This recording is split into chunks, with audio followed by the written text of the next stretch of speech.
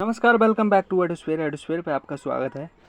India build to own fighter jet. जी हाँ, India आने वाले समय में अपना खुद का फाइटर जेट इंजन बनाने जा रहा है।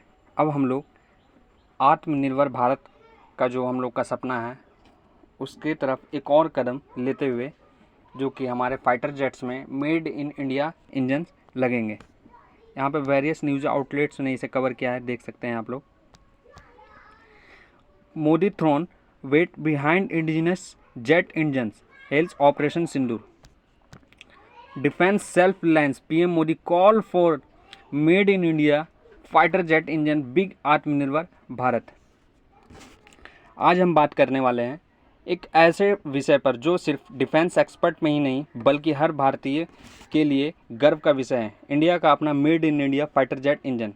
पीएम मोदी के 15 अगस्त के स्पीच में के बाद ही डिफेंस सर्कल में एक ही सवाल है कि क्या अब Bharat fighter jet engine technology में सेल्फ रिलायंट बनने के रास्ते पर है। इससे पहले मैं आपको ये वीडियो दिखा देता हूँ जो पीएम मोदी ने लाल किले के प्राचीर से हमारा खुद का फाइटर जेट इंजन बनाने की बात कही है। चलिए।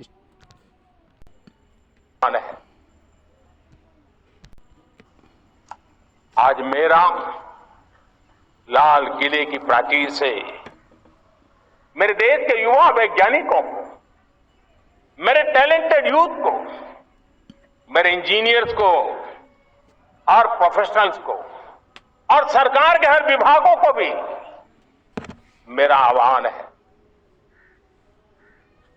क्या हमारा अपना made in India fighter jets के लिए जेट इंजन हमारा होना चाहिए कि नहीं होना चाहिए।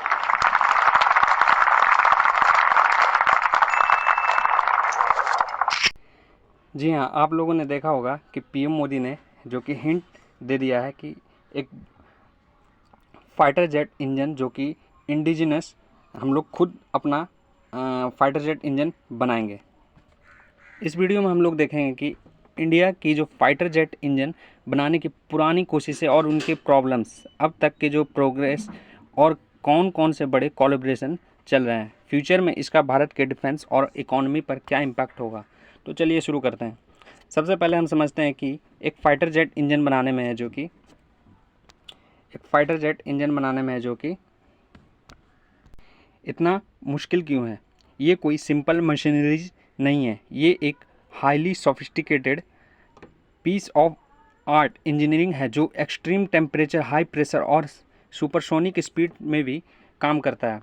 इंडिया ने 1980 में करीब कावेरी इंजन प्रोजेक्ट शुरू किया था जिसे डीआरडीओ ने गैस टरबाइन रिसर्च एस्टेब्लिशमेंट यानी जीटीआरई ने लीड किया था। इसका मकसद था तेजस, जो हम लोग का जो अपना खुद का तेजस फाइटर एयरक्राफ्ट के लिए एक इंडिजिनस इंजन डेवलप करना, लेकिन रियलिटी में बहुत ही चैलेंजेस आए। थ्रस्ट रिक्वायर्ड से कम था, insufficient thrust, high and materials and precision manufacturing tools की कमी थी, ग्लोबल सप्लायर्स से क्रिटिकल कंपोनेंट्स नहीं मिल रहे थे। रिजल्ट्स क्या हुआ कि जो हम लोग का जो प्रोजेक्ट जो तेजस से ये डीलिंक हो गया और हम फिर से फॉरेन इंजन पर डिपेंड हो गए हैं। जैसे जीई जो कि यूएस कंपनी है, जनरल इलेक्ट्रिक्स F404 पे जो हम लोग का जो तेजस फाइटर जेट में जो इंजन लगा हुआ है जेई F404 इंजन।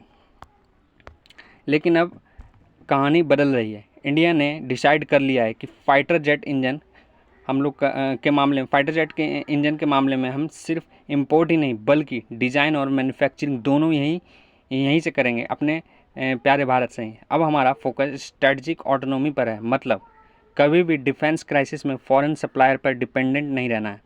इस मिशन को फास्ट ट्रैक करने के लिए इंडिया ने कुछ मेजर इंटरनेशनल कोलैबोरेशन स्टार्ट किए हैं। जैसे कि फ्रांस की कंपनी है साफ्रान के साथ टॉक चल रही है एक 120 किलो न्यूटन थ्रस्ट इंजन के लिए, जो फ्यूचर एडवांस मीडियम, जो हम लोग का ये वाला जो देखिएगा हम लोग का एमका प्रोजेक्ट है जो कि हम लोग का 5th जनरेशन फाइटर जेट है। फ्यूचर में जो एडवांस मीडियम कॉम्पैक्ट एयरक्राफ्ट एमका में यूज़ होगा। इसमें कंप्लीट इंजन कोर डिज़ाइन और टेक्नोलॉजी ट्रांसफ़र का प्रपोजल है। ये डील अगर फाइनलाइज होती है ना तो ये भारत के लिए गेम चेंजर हो सकता है। जी यानी यूएस की जो जी एरोस्पेस है, जी एरोस्पेस के साथ भी एग्रीमेंट्स ऑलमोस्ट फाइनल में है, फाइनल स्टेज पे है। F414 इंजन्स के लोकल इंजन का जो है कि लोकल प्रोडक्शन के लिए जो LCA तेजस MK2 में लगेगा। सबसे बड़ी बात यह है कि 80% टेक्नोलॉजी ट्रांसफ़र का प्रॉमिस किया गया है, जो कि पहले कभी नहीं हुआ है। यूके की एक कंपनी है रोल्स रॉयस, उससे भी बातचीत चल रही है कि एक हाई थ्रस्ट इंजन के डेवलपमेंट के लिए, जिसमें जॉइंट इंटेलेक्चुअल प्रॉपर्टी क्रिएशन का ऑप्शन भी कंसिडर हो रहा है। अगर ये सक्सेसफुल होता है तो भारत के पास अपना इंजन अपना जो खुद का इंजन होगा उसका खुद ऑनरशिप होगा। अब सवाल ये उठता है कि ये सब इतना इम्पोर्टेंट क्यों है। देखिए डिफेंस इंडिपेंडेंस हम लोग के लिए है, जो कि बहुत ज़रूरी है। वॉर के जब समय सैंक्शंस लगते हैं तो फॉरेन इंजन का अगर मान लीजिए सप्लाई रुक जाता है, अपना इंजन होना चाहिए उस स्थिति में हम लोग का।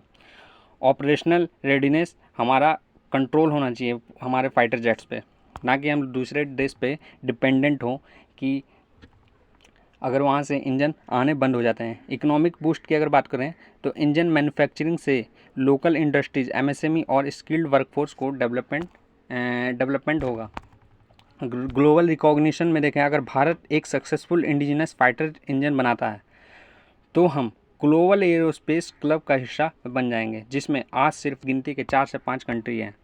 एक्सपर्ट्स का मानना है कि अगर इंडिया ये टारगेट अचीव कर लेता है तो हमारी का जो प्रोजेक्ट है 5th जनरेशन एयरक्राफ्ट प्रोग्राम और एक्सपोर्ट्स पोटेंशियल में ज़बरदस्त ग्रोथ होगी। इसका लॉन्ग टर्म इम्पैक्ट होगा। भारत अपना फाइटर जेट्स पूरी तरह से मेड इन इंडिया बना पाएगा, फ्रेंडली नेशंस को एक्सपोर्ट्स कर सकेगा, जो डिफेंस डिप्लोमेसी में एक स्ट्रॉन्ग टूल होगा। एरोस्पेस टेक्नोलॉजी में हम वर्ल्ड लीडर्स के बराबर खड़े होंगे।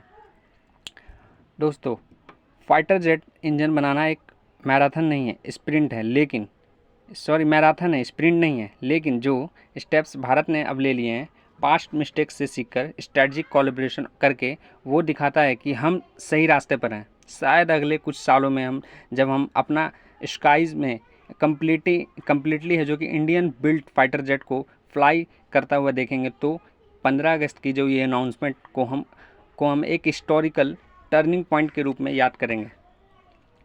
और हाँ, आपको ये अगर वीडियो पसंद आया तो वीडियो को लाइक कीजिए, शेयर कीजिए, और हाँ, चैनल को सब्सक्राइब करना मत भूलिए। मिलते हैं नेक्स्ट वीडियो में, जब तक के लिए जय हिंद, जय भारत।